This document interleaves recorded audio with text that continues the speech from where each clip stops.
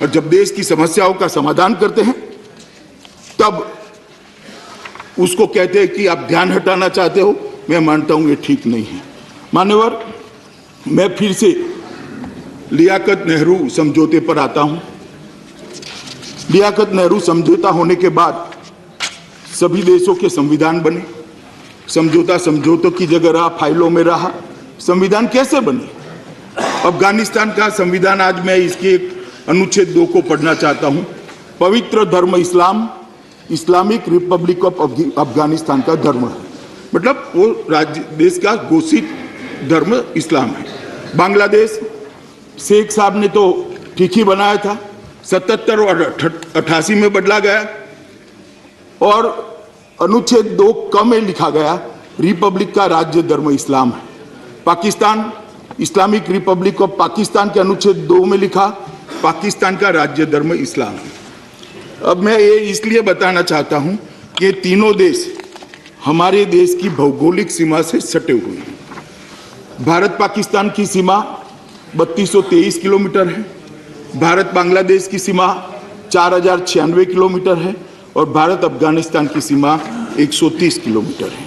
और ये तीनों देश जो हमारी भौगोलिक सीमा से सटे हुए हैं वो एक प्रकार से अलग अलग कानूनी व्याख्या हो सकती है, मगर एक प्रकार से इस्लामिक स्टेट है। अब मान्यवर,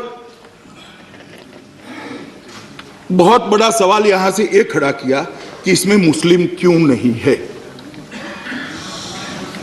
मेरे लिए तो बड़ी आश्चर्य की बात है कि 6 धर्म के लोगों को ला रहे, इसका कोई एप्रिसिएशन नहीं है। सिर्फ मुस्लिम क्यों नहीं है ये बात पूछी।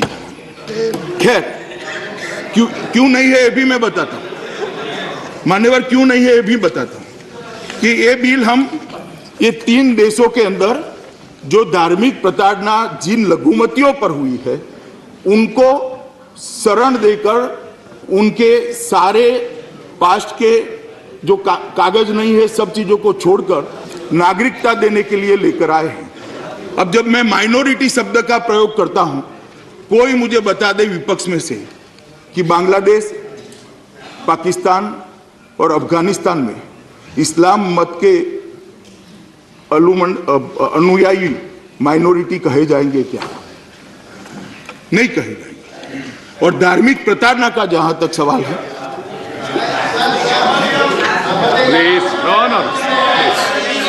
मान्यवर, जहां तक धार्मिक प्रताड़ना का सवाल है, जब राज्य का धर्म ही इस्लाम है, राज्य का धर्म ही जब इस्लाम है, तब इस पर प्रताड़ना होने की संभावना बहुत कम हो जाती है।